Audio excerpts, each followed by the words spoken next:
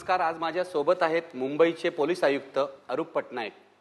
पटनायक एक कर्तव्यदक्ष पोलीस अधिकारी म्हणून ओळखले जातात. गेल्या काही दिवसात ते प्रकाशझोतात आहेत. त्यांचे पोलीस अधिकारी सुद्धा बातमीत गाजत आहेत.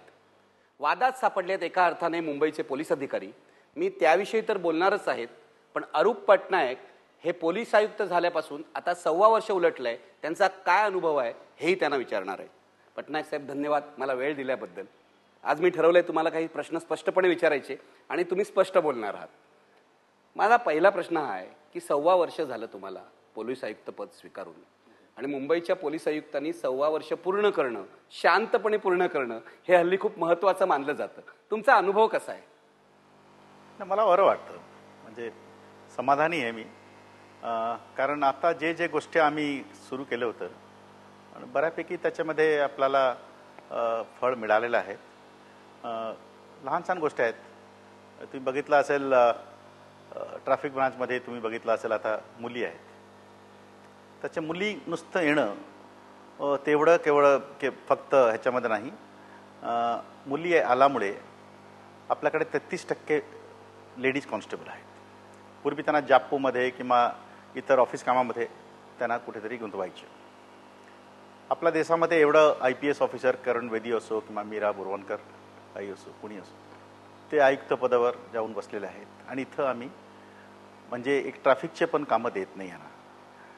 त्यामुळे हे ट्रॅफिकमध्ये ह्यांना टाकल्यामुळे करप्शनवर प्रमाण पडलेलं आहे. मी असं ऐकलंय की या पोलीस शिपायांसाठी तुम्ही घरांची योजना केलीत, तुम्ही कॅन्टीन सुधारलं. काय केलं नेमकं? डायरेक्टली भिडणारा, डायरेक्टली स्वतःला जे रिस्क घेणारा माणसं तो हे म्हणजे आपला कॉन्स्टेबल.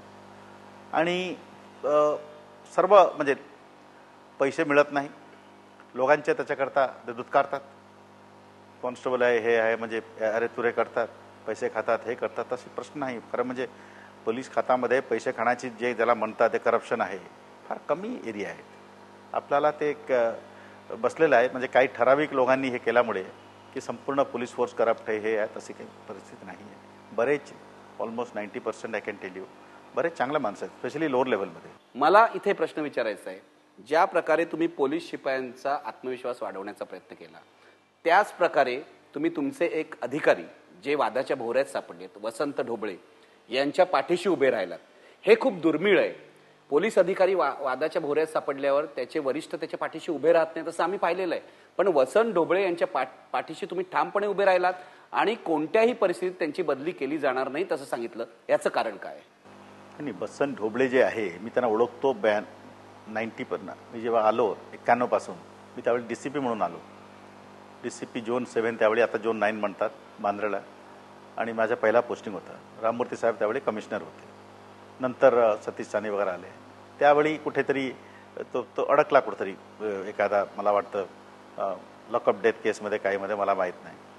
आणि त्याचवेळी आपला एक डिस्कशन चालू होतं आणि ते DCP मिटिंगमध्ये ते एक DCPनी सांगितलं, साहेब ते ढोबळेंच्या म्हणजे सस्पेंड केलं, ते एरियामधला लोक म्हणजे संपूर्ण बंद करणार. आणि त्यावेळचे कमिशनर जे कोणी होते त्यांनी सांगितलं, असं कसं, त्यांनी जे चूक केला असेल त्यांना सस्पेंड होऊ द्या. पण तो DCP पुन्हा त्यांना सपोर्ट करू लागला. त्याचं नाव मला आठवत नाही साहेब, ते जर अडचण होणार तो ते CP पण त्यांच्यावर भडकले, असं कसं, नियमाप्रमाणे करायला पाहिजे. तर मला वाटलं, मी यंग ज्युनियर DCP होतो, मला वाटलं हे कोण आहेत? एखादा PI आहेत, इन्स्पेक्टर आहेत, त्यांनी कुठेतरी गुन्हा केलेला आहे. CP साहेब म्हणतात त्यांना सस्पेंड करायला पाहिजे. आणि DCP म्हणतो नाही, त्याला सस्पेंड करायचं तरी ते संपूर्ण जनता पेटून उठेल आणि बंद करतील. म्हणजे ह्याच्यामध्ये काय क्वालिटी आहे? जनता, मुंबईची जनता, हे काही बाहेरची काही जनता नाही. आणि सहसा असं एक इन्स्पेक्टर करता तर संपूर्ण एरिया बंद होईल, म्हणजे तो गोरेगावचा एरिया होता. तो मला उत्सुकता झालं की ह्या कोण आहे. आणि नंतर बरेच गोष्टी कळालं की हा डेअरिंग आहे, हे आहे. आणि जे माणसं डेअरिंग असतं, माझ्या साहजिकच त्याच्याकडे माझे वेगळंच माझा भाव असतं. कोणी अधिकारी पोलीस खात्यामध्ये किंवा आर्मीमध्ये डेअरिंग अधिकारी पाहिजे, रेसिंग लागतं आपल्याला.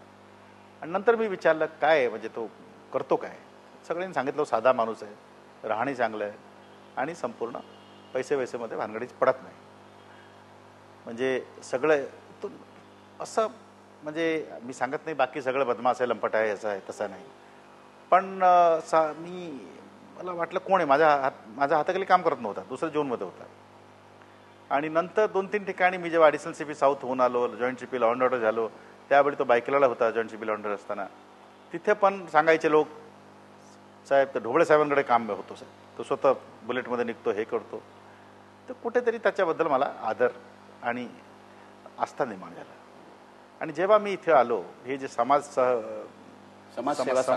हा जे आहे, हा जे पूर्वी व्हिजिलन्स ब्रांच म्हणायचे, यांचे कामं धंदे काही नसतं, वरून ते ऑर्डर घेऊन यायचे, काहीतरी टोकन कॉस्मेटिक रेट दाखवायचे आणि माया गोळा करायचे.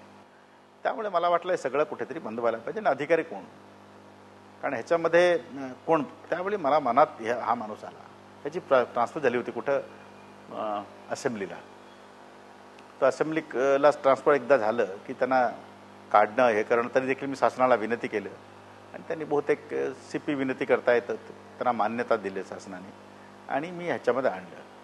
आल्यानंतर त्यांना एकच होता की तुम्ही बाकी त्यांनी हे जे रेड केलं, हे केलं, ते संपूर्ण म्हणता जे तुम्ही माझ्या त्याच्यामध्ये कॉन्फिडन्स होता, आस्था होता, म्हणून त्यांनी फ्री हँड मिळाला त्यांना. पण जरी मिळाला नसता तरी तो केला असता, कारण तो अरूप पटनायकमुळे ढोबळे नाही आहे हे तुम्हाला सांगतो. उलटं मला एक अभिमान आहे की मी त्यांना आणू शकलो.